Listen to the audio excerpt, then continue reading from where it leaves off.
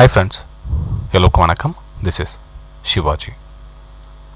Stop loss strictly maintain பண்ணுங்க. Stop loss போட தெரியல அப்படின்னா stop loss போட கற்றுக்குங்க. Stop loss போட கற்றுக்கிட்டவங்க உங்களுடைய டார்கெட் என்ன நீங்கள் ஃபிக்ஸ் பண்ணுவீங்களோ அந்த டார்கெட் கம்ப்ளீட்டாக ரீச் ஆகிற வரைக்கும் ஹோல்ட் பண்ணுங்கள் ஃப்ரெண்ட்ஸ். இந்த வீடியோவில் நம்ம என்ன பார்க்க போகிறோம் அப்படின்னா, சார் எனக்கு தொடர்ந்து 2 நாளாக வந்து ஸ்டாப் லாஸ் ஹிட் ஆகிடுச்சு. ஓகே, தொடர்ந்து 2 நாள் இல்லை 3 நாள் வந்து தொடர்ந்து ஸ்டாப் லாஸ் ஹிட் ஆகுது, என்ன பண்ணலாம்? இப்போ நம்மளுடைய ரெகுலர் சப்ஸ்கிரைபர்ஸ் அவங்களே கமெண்ட் பண்ணியிருக்காங்க, சார் டாடா ஸ்டீல் இன்றைக்கி தொடர்ந்து 2 நாள் ஸ்டாப் லாஸ் ஹிட் ஆகிடுச்சு. நிறைய பேர் கமெண்ட் பண்ணியிருக்காங்க, நம்மளுடைய வெபினார் ஸ்டூடெண்ட்லேருந்து, நம்மளோட ரெகுலர் யூடியூப் சப்ஸ்கிரைபர்ஸ்லேருந்து, டெலிகிராம் சப்ஸ்கிரைபர்ஸ்லேருந்து நிறைய பேர் கமெண்ட் பண்ணியிருக்காங்க, சார் ஸ்டாப் லாஸ் ஹிட் ஆகிடுச்சு, என்ன பண்ணலாம், நம்ம தப்பாக பண்ணுறோமா இல்லை என்ன ஏது? இங்கே தான் ஃப்ரெண்ட் நிறைய பேர் வந்து இங்கே தான் மிஸ்டேக்ஸ் பண்ணுறாங்க. ஏன்னா இது வந்து லைவாக வந்து ஒரு அனுபவபூர்வமாக வந்து அவங்க என்ன நடக்குது, ரியலாக வந்து ஆக்சுவலாக என்ன தான் நடக்குதுன்றது ஒரு எக்ஸாம்பிள் இதெல்லாம். ஓகேங்களா? இப்போ பாருங்கள், 2 நாள் தொடர்ந்து ஸ்டாப் லாஸ் ஹிட் ஆன உடனே ஸ்ட்ராட்டஜி மாற்றிக்கலாமா, நம்ம பண்ணுறது சரியா இல்லை தப்பா, இல்லை வேறு என்ன கரெக்ஷன் பண்ணணுமா? அதாவது ஏன் அப்படின்னா, இந்த 2 நாள் ஸ்டாப் லாஸ் ஆன உடனே நம்ம சரியில்லையோ, நம்ம தப்பாக போயிட்டுருக்கோமோன்ற ஒரு நெகட்டிவ் தாட்ஸ் என்ன பண்ணணும்னா உங்களை வேறு புதுசாக ஒன்று சர்ச் பண்ண வைக்கும். பிரச்சனையே அதுதான். ஓகே, கொஞ்சம் இதை பற்றி நம்ம டீப்பாக பண்ணலாம். ஏன்னா இப்போ நம்ம காலையில் பார்த்தோம் நிறைய பேர் வந்து, சார் நம்ம ஸ்டாப் லாஸ் கண்டினியூ ஆகிடுச்சு, என்ன பண்ணுறது இல்லை, நம்ம கரெக்டாக பண்ணுறோமா பாருங்கள், பஃபர் ப்ரைஸ் கரெக்டாக வச்சுருக்குமா, இல்லை 5 நிமிஷம் தான் டைம் ஃப்ரேமா, இல்லை டைம் ஃப்ரேம் மாற்றிக்கலாமா, நிறைய கமெண்ட்ஸும் வருது. சார் என்ன சார் பண்ணலாம், தப்பாக போயிட்டுருக்குமா அப்படின்னு. அப்படிலாம் ஒன்றும் கிடையாது ஃப்ரெண்ட்ஸ். இதை பற்றி கொஞ்சம் டீட்டெயில்ஸாக பார்க்கலாம் வாங்க. இப்போது உங்களுடைய ஸ்ட்ராட்டஜி மேலே நம்பிக்கை வைங்க. நான் டாடா ஸ்டீல்னு சொல்ல வரல, எந்த ஸ்ட்ராட்டஜி இருந்தாலும் சரி. நம்ம வருஷத்தில் எத்தனை ட்ரேட் வருது பாருங்கள். ஃபஸ்ட்டு வந்து வருஷத்தில் எத்தனை ட்ரேட் வருதுன்னு பாருங்கள். ஒரு வருஷத்தில் 360 நாள் விட்டுருங்க. நம்ம ஒரு மாதத்தில் வந்து எத்தனை ட்ரேடு டேஸ், கவுண்டிங் டேஸ் வைக்கலாம்? ஒரு 20 டேஸுங்களா? 20 நாள் வந்து ட்ரேடிங் டேஸ். ஓகே, 20 நாள் ட்ரேடிங் டேஸ் இன்ட்டு 12. ஓகே, 12 இப்போ எவ்வளோ ஆச்சு? 240 நாள். அந்த 240 நாள்லேயும் மைனஸ் ஒரு 10 டேஸ் வந்து இந்த லீவ்லாம் விட்டுருங்க. ஏதாச்சும் ஒரு லீவ் காரணம் வந்து போயிடும். அதில் 230 நாள் ட்ரேடிங் டேஸ் இருக்குது. ஓகேங்களா? இந்த 230 நாள் வந்து ட்ரேடிங் டேஸ். இப்போது நம்ம எந்த ஸ்ட்ராட்டஜி எடுத்துக்கலாம்? நிறைய ஸ்ட்ராட்டஜி இருக்குது. நம்ம டாடா ஸ்டீல்லையும் எடுத்துக்கலாம். ஏன்னா நம்ம டாடா ஸ்டீல் நம்ம அதிகமாக வந்து யூடியூப்பில் அப்லோட் பண்ணுறது என்னோடய வெபினார் ஸ்டூடெண்ட்ஸ்க்கு மட்டும்தான் ஒரு சில சின்ன சின்ன ட்ரிக்ஸும் சொல்லி கொடுத்துருக்குறது. யூடியூப்பில் நம்ம என்ன சொன்னோமோ அதையே வந்து இதில் அப்ளிகபிள் பண்ணிக்கலாம். இப்போ டாடா ஸ்டீலு இது எப்படி ஒர்க் ஆகுது? இந்த நம்ம கிட்டத்தட்ட நம்ம 5 வருஷம் பார்த்துருக்குங்களா? நம்ம யூடியூப்பில் வந்து 3 வருஷமாக பார்த்துருக்கோம். அதுக்கு முன்னாடி 2 வருஷம் அது ஓடிட்டு இருந்தது. நம்ம வெபினார் வந்து ஸ்டூடெண்ட்ஸ் இருந்தாங்களே, அவங்களுக்கு அப்போ தான் பண்ணியிருக்குது. இதில் வந்து 234 230 ட்ரேடில் continue SL 3 days continue. 3 days நல்லா கவனிங்க. 3 டேஸ் கண்டினியூவாக வந்து எத்தனை டைம் வருஷத்தில், நான் சொல்லுறது வருஷத்தில் எத்தனை டைம் ஆகும்னா, கிட்டத்தட்ட 8லேருந்து 10 வந்து 3 நாள் தொடர்ந்து ஸ்டாப் லாஸ் ஆன நாட்கள் உண்டு. ஓகே, அதாவது வருஷத்தில் சொல்கிறேன் நான். ஓகேங்களா? ஸோ 10 நாள் வந்து இது போயிடுச்சு விட்டுருங்க. அடுத்த முக்கியமான விஷயம் வரலாம். கிட்டத்தட்ட 20லேருந்து 25 டைம் வந்து தொடர்ந்து 2 நாள் எஸ்எல் ஆன நாட்கள். ஓகேங்களா? தொடர்ந்து 2 நாள்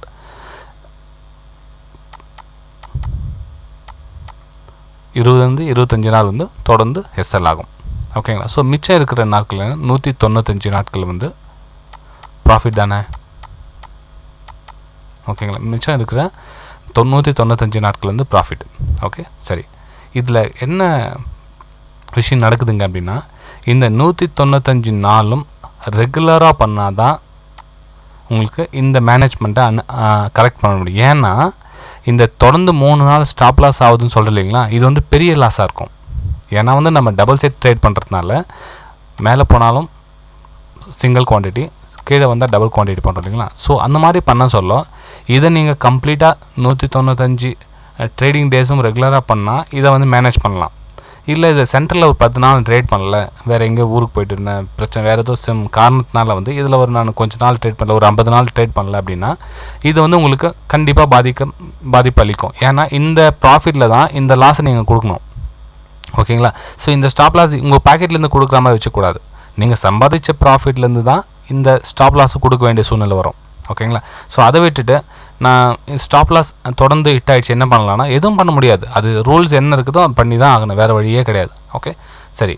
சரி இதெல்லாம் கண்ட்ரோல் பண்ண முடியாது சார், வேறு ஏதாச்சும் வழி இருக்குதுங்களாண்ணா? நான் என்ன சொல்கிறேன்னா 195 டைம் சான்ஸ் கொடுத்து சக்ஸஸ்ஃபுல்லாக போகுது அந்த டைமில்.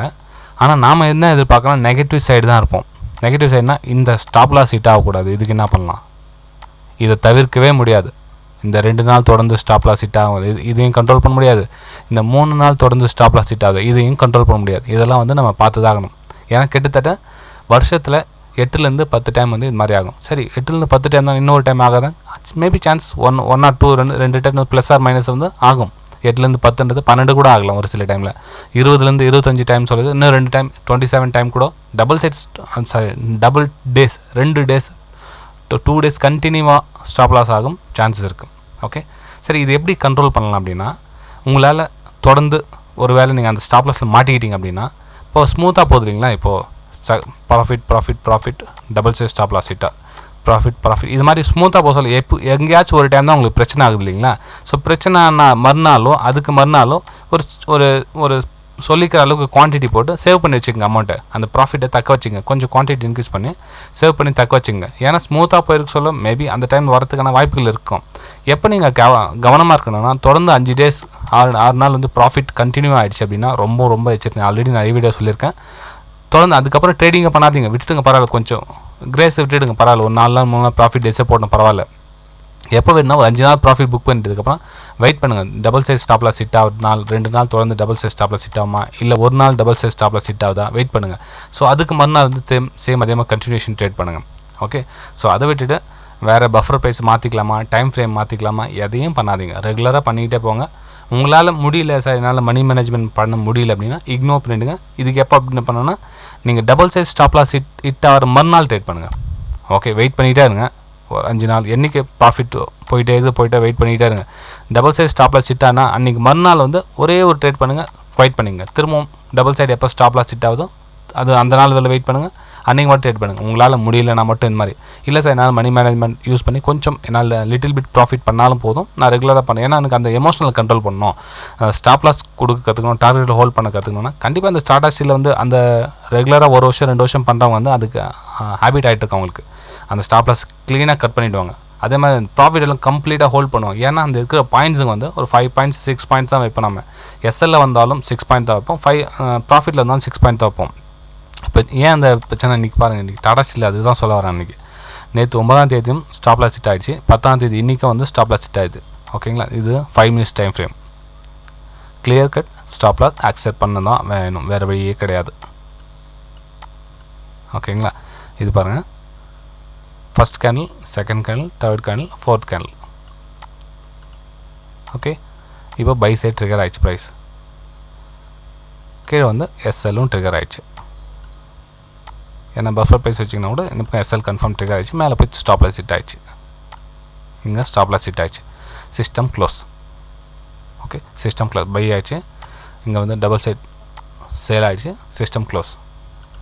சரி, மறுநாள் என்ன பண்ணுறீங்க, குவான்டிட்டி மணி மேனேஜ்மெண்ட் யூஸ் பண்ணி குவான்டிட்டிஸ் பண்ணி. என்ன ப்ராப்ளம் ஆகுதுன்னா, இப்போது எக்ஸ்போஷர் அதிகமான எக்ஸ்போஷர் ரொம்ப குறைஞ்சதுனால நம்மளால் அமௌண்ட் அவ்வளோ செலுத்தி ட்ரேட் பண்ண முடியல. பிரச்சனை அதுதான். நீங்கள் என்ன பண்ணுங்கன்னா குவான்டிட்டி கம்மி பண்ணிவிடுங்க.